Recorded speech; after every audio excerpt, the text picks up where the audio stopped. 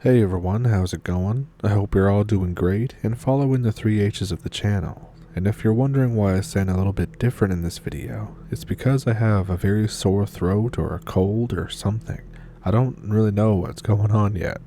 Anyway, this video is going to be on the country of Wales. So, if that sounds like something you're interested in, pull up a stump and let's jump into it. Thank you for watching. When I was 21, I just moved in with who would be my future wife. We've been married for over 10 years, together for longer. At this point, we were in our last year of university, and we were living in one of those little villages that basically exist as a population for a larger town. So one night, we were having one of our late night chats that were basically too awake to sleep, but too tired to really do anything else. The room in her house is lit by the outside street lamp directly beside the window and inside from the blue glow of her alarm clock. Now, to get this village into perspective, it's about 3,000 people that live here, but it has the highest per capita rate of people ending their own life. In fact, one of her neighbors had done so not long before this by cutting himself and then hanging himself right after.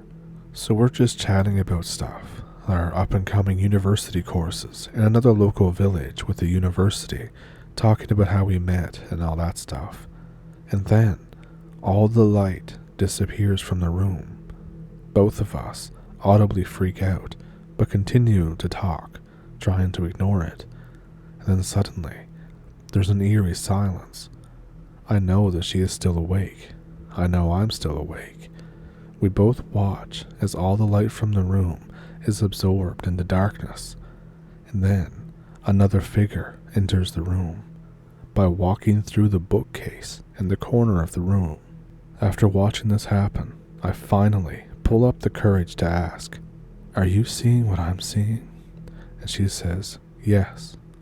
That thing just walked into the corner. Yeah, it did. Now to clarify, my wife would be considered what some people call thick. She weighs about 16 stone and spent most of her youth horse riding for competitions.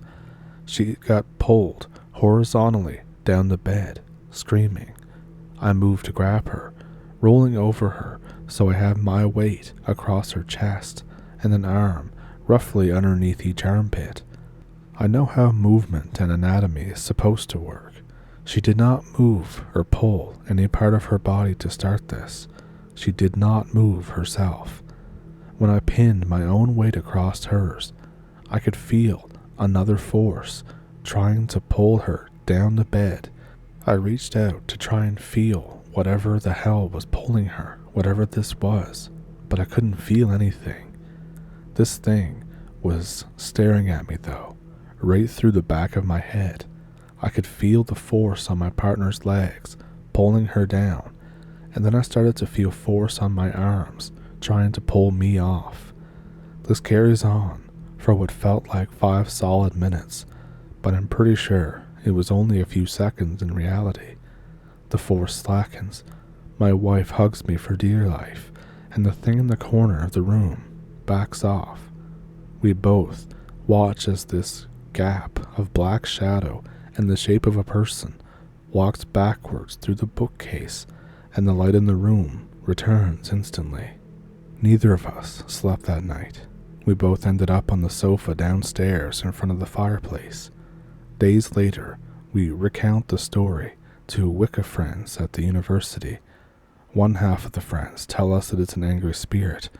Another half of our friends say it's a demon. Over the Christmas months, we retell the story to local friends in the same estate where my partner lives, and every single one of them has encountered the exact same thing at one point or another, and no one has anything close to an explanation, even with multiple witnesses. Even now, I can't explain it. So I've seen a UFO before. This is real too. This is no BS. This happened probably 8 or 9 years ago, and this was a really close encounter too. I've posted it on the internet before, I'm not really good at writing though, so bear with me. But I'm also not going to spare any details because, like I said, no BS. I'll even give you the exact location. The time it happened may be a little scuffed though. So I was roughly 15 years old back when this happened. I was living in Wales, a country in the UK, close to England. I lived with my mother, my younger sister, and my mother's husband at the time. His name's John. We have a caravan in a caravan park called Brienne Sands. We'd visit it on some weekends. It was a couple hours drive. I hated it at the time because there was no Wi-Fi, and my mother and John would usually spend all their time at a bar called the Seagull, so I had the duty of keeping an eye on my sister while they drank beer all night. This happened almost every day there. We'd later get a taxi back to the caravan really late at night, probably around midnight. So this particular time, we're at the Seagull. It's getting pretty late, so I convinced my mother to call a taxi and take us back as usual. We get to the entrance of the caravan park. It looked like a maze of branching paths through the trees, which led to lines of caravans. On this night, the park was engulfed in a thick fog, which isn't too unusual. It's UK weather after all. We exit the taxi from the same place that we usually do. I marked it on this picture, which I illustrated in paint to the best of my memory. The four of us walk to the caravan through the fog. When we get closer to it, I see lights coming through the fog, really close to our caravan, and I wonder just what the hell this is. At this stage, my mother is absolutely wasted as usual. John is holding out better though. I ask him what the lights are, and he has no idea. We get closer to the lights, and they're between us and the caravan, probably only 5 meters away. This is undeniably a UFO. It looks almost like a cartoon sort of stereotypical depiction of a flying saucer, and it's not even that far from the ground. It's just hovering in place, close to our caravan amidst the fog. From memory, it was a large, circular flying saucer with a big white light in the middle and other lights around the circumference as depicted in this other picture that I drew. I can't think of any other distinguishing details at all. We could only see this from below, and I think the lights around the middle larger light may have kind of orbited around it like it was spinning. However, I'm not certain about this. Remember, it happened a long time ago, but I remember some motion to it, despite it being seemingly stationary. At this point, we had all gathered under to look at it. My mother was completely out of it drunk, and my sister was just a little kid. So I was in awe, clarifying with John that we were actually looking at a UFO. I make sure John gets his phone out so we can get a picture of the UFO. My mother gets her phone out too, but I'm looking through John's as I don't trust her to get a good picture. But through the phone, it looks completely illegible, and this coupled with the fact that it's really dark out, there's fog everywhere, and of course the phone camera is 10 years old. Seeing how it looks through the camera really frustrates me. My mother and John finished taking the shittiest quality photos of this UFO, and then my mother starts to drunkenly shout, "Aliens, aliens, come and get me." This causes the fear to set in, as I realize that we are all directly below a UFO, and now my mother is shouting at it, so I grab her hand and pull her toward the caravan. Then we all get inside. As it's late, we all go to bed, but I lay there and my mind is racing, thinking about aliens coming out of the UFO, breaking into the caravan and killing us. This keeps me awake for hours. The UFO wasn't actually making any noise while it was in place outside, and throughout the night I didn't hear anything out of the ordinary. By the next day, it's gone. I remind my mother and John, who are now more sober, about the UFO. We check the photos, which of course are useless, totally illegible. The most annoying thing about it to me is that neither of them seemed to care. It was just like, oh yeah, the UFO, haha. They weren't really interested in it at all. Anyway, this has been in the back of my mind for years. There was a period where I'd recite this experience to my friends, who obviously wouldn't believe me, understandably, and since then, I've asked my mother now and again about it, who still doesn't really care. At one point, I searched for any UFO experts, quotes, in the UK area that I could talk to about it, and I ended up emailing somebody who had a website and published UFO-related fluff. He emailed back, saying that there has been reports in the Brienne Sands area. But instead of listening to me, he just asked me to fill out a UFO form or something, which I ignored.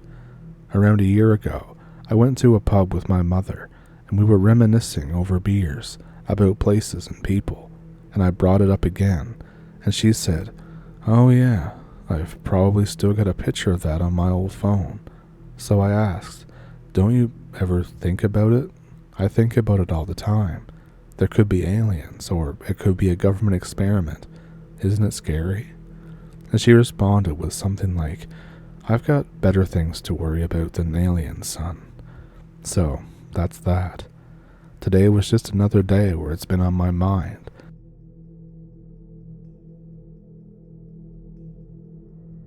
When I was 15, we were going to my nan's house through the back roads behind Abergele. My dad was driving, and if you want a picture as to what this place looks like, if you're American, think of rural Appalachia. There's no lights except the car lights, tight winding roads, high hedges, you know the type. Dad suddenly brakes, thinking he sees a rabbit, a fox, or a badger in the road, but it's just a bundle of rags, so he continues anyway and runs it over. We continue for another few minutes, and then the same bundle of rags is in the road ahead. This time, he drives past it. Minutes later, the same thing happens. My stomach sinks. Dad stops the car and gets out to look at it. As he opens the door, the car is filled with the strong metallic smell, but we don't find anything. He gets back in the car, starts the engine, and keeps driving. He notices that behind us, as though being pulled along by an invisible string, is that same bundle of rags. He stops the car again. Both of us are freaking out. Me more than him, obviously. I keep asking, "What is it, Dad? What is it, Dad?" over and over. He gets out to look and suddenly can't find it again. He's getting sort of sick of it now. I can see the annoyance in his eyes. He just drives on and on, ignoring whenever the bundle of rags shows up. I end up shutting my eyes the entire way there. Eventually, we finally get to my nan's house. Both of us are a bit shaken. Nan's a Jehovah's Witness, so is my granddad. They don't really do ghost stuff. We're all drinking tea, and Granddad tells us about the time that he saw something similar, a mysterious bundle of rags following him on the road when he used to drive up and down it on his motorbike in the evenings. And then Nan tells us the story that she remembers her older sister telling her once, about the body of a baby being found in a ditch on the side of the road, abandoned by an unknown mother, wrapped in rags. We collectively shiver when we realize we were being followed by the ghost of an abandoned baby wrapped in rags that just wanted to be close to someone. Another story. Anglesey has been spooky since even before the Romans came to Britain. It used to be the center of the Druidic religion. Before the Romans came and trashed the place, the whole island is covered in standing stones, and legend says that it's where the gate to Anwen, the underworld, is. I don't know about that, but it's a pretty spooky place. My parents go to Beaumaris to visit my Nan's elderly friend, and they leave me at Nan's. They stay at some B&B. It's an old farmer's cottage. There's an old couple who live there that are pretty nice. One of them used to be a professor in Bangor University. They all sit downstairs, having a bottle of wine. My mum hears someone walking around upstairs, and she asks, "Who's that?" The old couple, very matter-of-factly, say, "Oh, that's the ghost." The place used to be a vicarage, but they bought it when the church closed down in the 70s. The ghost was of a dead priest. He never harmed anyone. He just occasionally walked around the landing and stood at the top of the stairs, made some noise, but he had never been seen. My parents are a little spooked, but kind of thought that the old couple was just winding them up. But they finish their wine and go off to bed. Now the staircase to go to the first floor was one of those ones that has 2 steps going up and then turns left, following the wall upwards. Mom walks up the stairs, turns to go up the larger flight of stairs, and gets a terrible feeling that something's watching her from the darkness at the top of the stairs. She looks up slightly.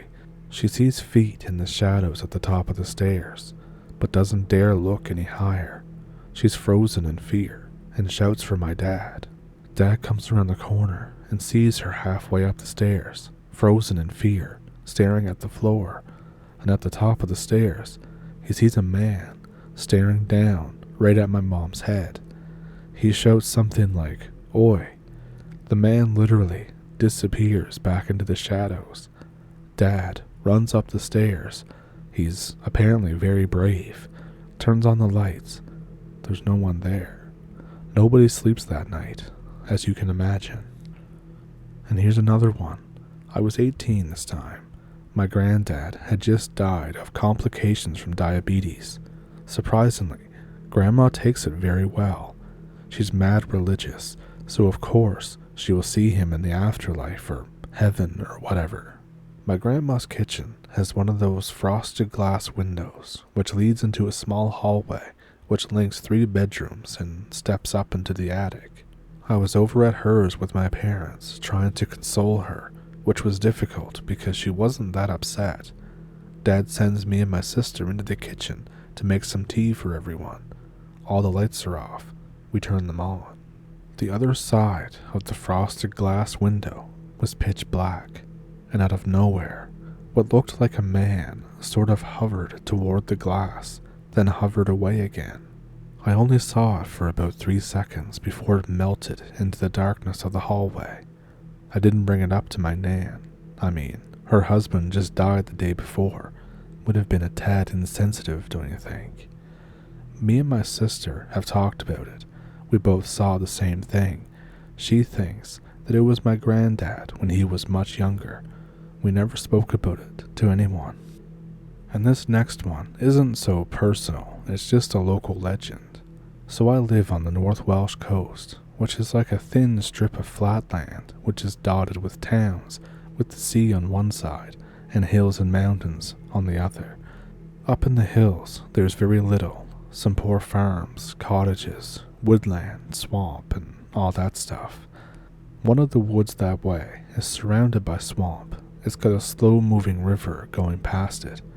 Word on the street from a lot of people is that there are creatures living in the swampy area around it, and if you stay there too long, especially overnight, you will be attacked by them. So fast forward a little bit. I was in 6th form. A few of my friends decided to go camping there because we were teenage boys. I can't be arsed. I just done the Duke of Edinburgh award and I had enough of all that. So 3 of them go up to the mountains with tents, booze, and some rudimentary equipment. They stumble through the bog, get into the woods, set up their tents, and the sun goes down. The beer comes out, the fire is made, everyone is having a very good time. Later that night, my best friend, who I'll call Luke, is woken up by something rustling around with the empty tins and crisp packets. It's too deliberate to be the wind. He decided that he had to get out and see if it was a fox or a badger. He crawls out of the tent, has a little bit of a hangover. He sees a large figure moving toward the swamp. Luke wakes up his friend and tries to explain to him that some guy has been messing around the campsite, maybe a farmer or a policeman, and they should get going, not wanting any trouble. Everyone packs up quickly, mud on the embers of the fire, tins in a bag, etc. Luke wakes up his other friend, and they're chatting on the way out of the woods. His friend jokes, saying that he gets up to pee a lot, but he could hear someone walking in and out of the woods half the night. We have an inside joke that my friend constantly pees when he drinks. Don't know why, just we do. But this evening, my friend did not get out to pee all evening. At this point, they all realized that there was somebody indeed around their campsite. They kind of freak out. All of them start jogging, and they hit the bog, and since it's dark, they struggle to see where to place their feet. They fall down a lot and trip up in the dark. My friend falls, puts his foot deep into the bog, and while they're trying to pull him back out, a hand from within the bog grabs his ankle, and it won't let go. My friends pull and pull until he eventually slips out of whatever was grabbing him. When they finally pulled him out, he has scratches all over his leg, nasty, deep ones. Every single one of them got infected. I saw them at school. For some reason, even though he had these cuts, nobody believed him, but I do. After I went up there, it's a really spooky place.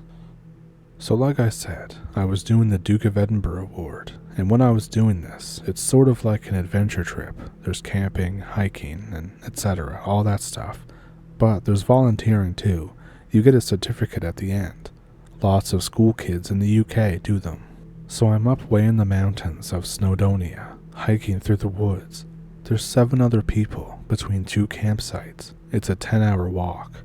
We just had lunch, and we were rather energetic. And then suddenly, the light changes. It goes a weird kind of yellow, like you get just before a storm. That kind of color change. We think nothing of it. It's probably just a rainstorm on its way. It's pretty common in Wales. Slowly, all of us start hearing a noise, kind of like wasps. We keep walking, knowing that they wouldn't attack us if we just left. But for the next hour, we can hear this humming noise, like wasps. We thought that perhaps it was a bike or something, but the humming lasted way too long and was too regular. Eventually, we get to a road. The humming stops as if it was just cut off. The skies are blue now. Not spooky as much as it was just strange and weird. I read a book a few weeks later about Welsh legends in a secondhand bookshop. What we experienced closely matched the description of a creature called a Cernwyn in Welsh mythology. It lived in the woods, and I don't remember a lot of it, but I'm pretty sure it made people horny or something.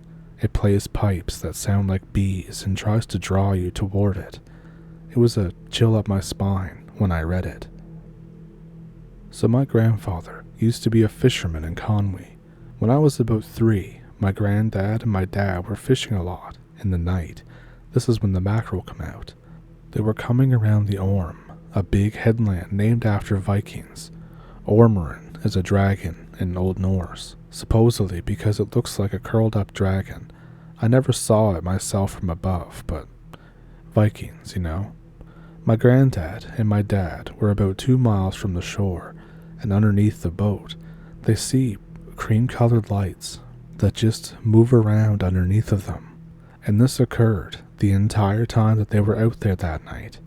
They never found an explanation for it, or never found out what it was. It's not really super scary, it just kind of adds to the strangeness of the area. And I have one last one for you. It's the story of one of my aunts, and surprise, surprise, it's on Anglesey. My aunt was about to get married. She rented out a cottage for her and her friends to get sloshed in. Typical hen night stuff. Everyone has a great time the first night. Everyone gets drunk. There's one room for 2 people, and about 8 people are there. My aunt shares a room with her best friend from school. Everyone passes out in their respective rooms from too much whiskey. My aunt wakes up in the night and sees a silhouette in front of the window. She thinks it's her friend, of course. She says something like, "Go to bed. It's 3 a.m. Then she rolls over to go back to sleep, but sees her friend lying in the bed. She screams and shouts. Her friend gets up, turns the light on. There's no one there. They stay up till the morning, nursing a horrific hangover. Everyone decides that it's just a drunken dream or something. My aunt goes back to bed around 11 in the morning, falls asleep nursing the hangover, but at about 12, she wakes up hearing the door open. She mumbles something like, "Go away, I'm trying to sleep." And then, it feels as if someone sits at the end of the bed. You know that feeling where the end of the bed is pressed down? That. And then her friend walks through the door and asks if she was up. Then the bed springs back to normal. And that's pretty much all the stories I have. Almost everyone in my family has some kind of creepy story. They may not all be about creatures or anything like that, but North Wales was typically known as the land of the giants and ghosts in Welsh mythology, supposedly because of the Isle of Anglesey. We also had quite a few alien sightings, supposedly, but I have never seen or heard anything. Does anyone have any similar stories from their area?